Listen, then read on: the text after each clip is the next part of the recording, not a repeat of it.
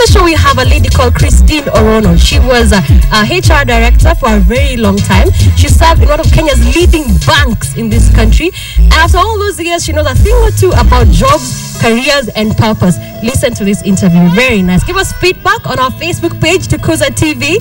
Our Twitter handles at KTN Tukuza. Our SMS line is 22155. Welcome to the show this Sunday morning on Game Changers. We have a wonderful guest on the show. She'll tell us a bit about herself, what she's been doing for the last 20, 30 years, and how her faith has affected her career and what she's chosen to do. Welcome to the show, Christine Orono. Thank you. Karibu sana. Tell us a bit about yourself. Who is Christine? What do you do? Your personal life? Tell us who you are. Okay, my name is Christine Orono, as you have rightly said. I am currently the owner and director of People Insights Limited. This is a company I started about 4 years ago. Having served in the corporate world for close to 2 decades, I decided to call it a day and start off a small business to serve the needs of other businesses and individuals alike. I thought I had reached the peak of my career at the bank. I used to work at Barclays Bank, and so I felt it was a ripe time for me to leave and start something small. I am married and I have a daughter, and I am a family person, and I'm trying to blend both the career and family together. You told us you're married to a pastor.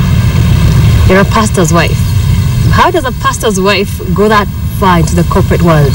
Ideally, we expect the pastor's wife to be, serve in church, make tea, be hospitable. So how is it you manage to balance that as well and head that far into the corporate world? Okay. That's a good question. Many people ask me that question.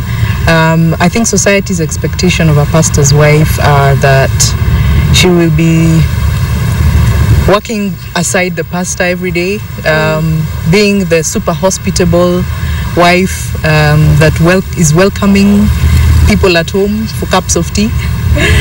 I get that question, and I get being asked all the time, is that what you do? When we got married, the first there was a lot of pressure to kind of conform to that image. But over time, once you're in touch with what you believe God's purpose is for you, then, you feel the need to pursue that and not conform to what other people have to say or expect of you. So after, lots of introspection, and I just knew that I may not conform to that typical picture, because I always had a passion for the corporate world. I always had a passion for the marketplace and wanting to influence through that channel.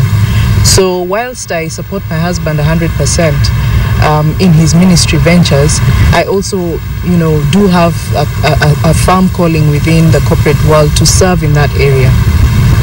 What did you do in the corporate world, in the banking sector for 20 years? At some point you were in charge of about 7,000 employees. Tell us a bit about your journey up the corporate ladder. In the corporate world, my role, I've mostly worked in the human resources field, and I got into it by default.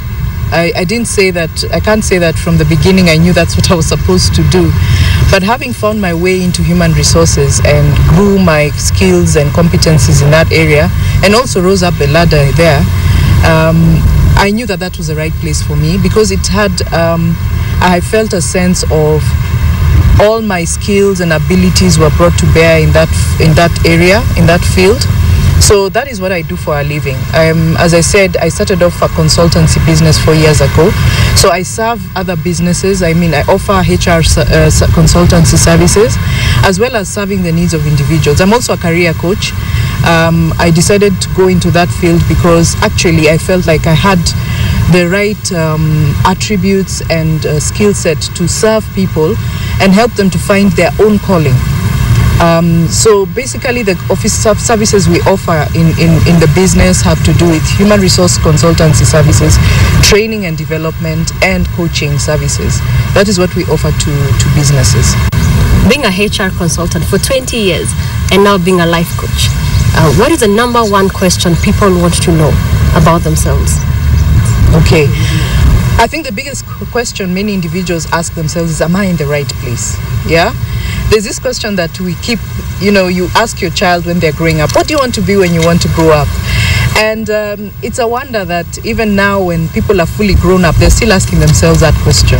What will I do when I grow up? I meet individuals from all walks of life, different age groups, right from students to career, people in the early career stages, people who are already established, who've done 20 years in their career or even 30 years in their career. I meet the whole array of these people. And the greatest question and quest that people have is, am I in the right place? So one of the things that I help people with is to help them find their purpose, to help them find the right place for them to express who they are. Many people are not yet comfortable with understanding who they are.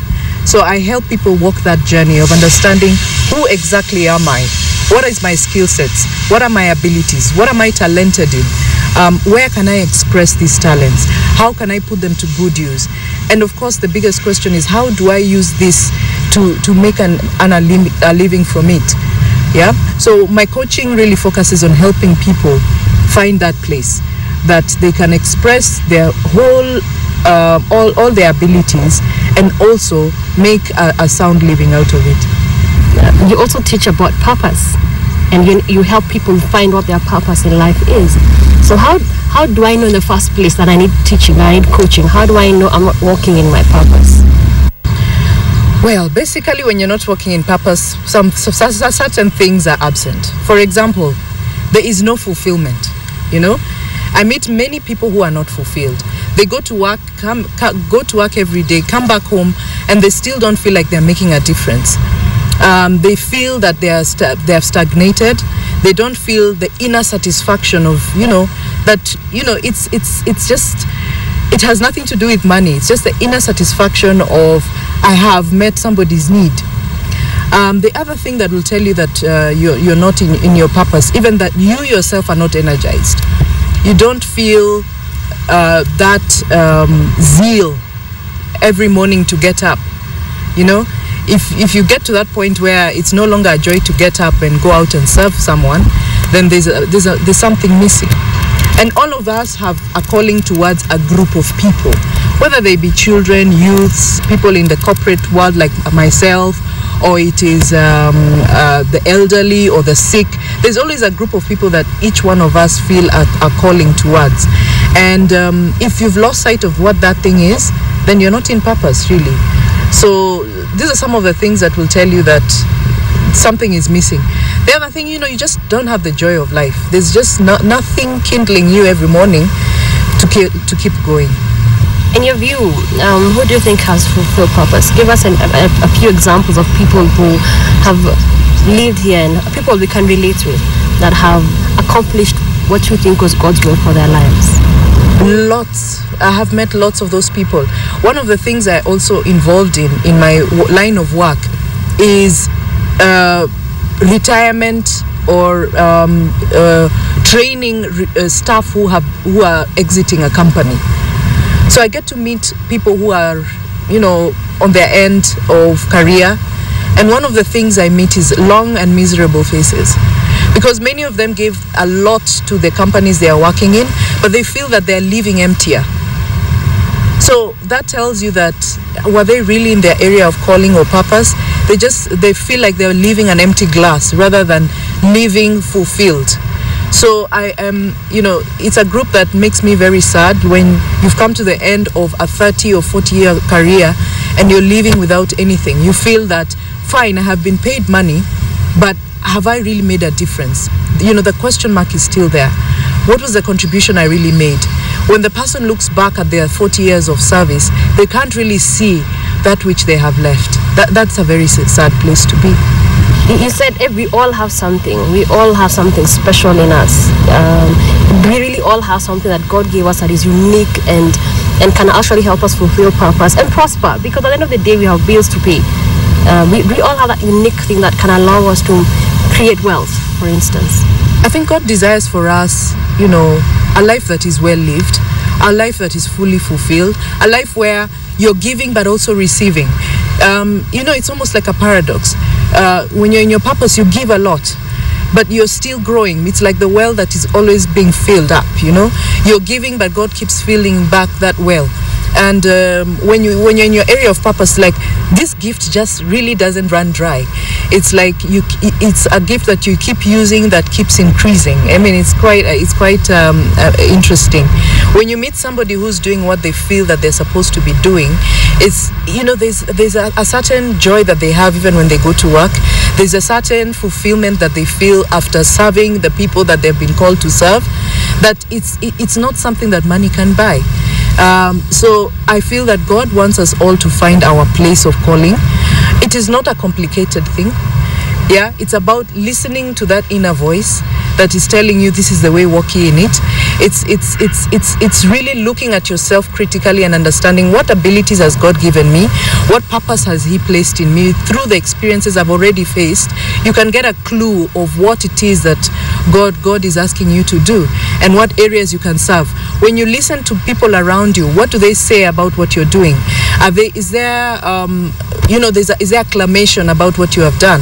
So after you've done a piece of work, what are people saying around you? That's also another pointer to what's really your calling. Yeah. Thank you so much, Christine Orono, for coming on the show and helping us understand purpose and career and finding meaning in what we do. Guys, that was Game Changers for this week. We had Christine Orono. She served in the corporate world for 20 years, and by now she knows a thing or two about careers and purpose. Join us next Sunday as we bring you another Game Changer right here on Tukuza.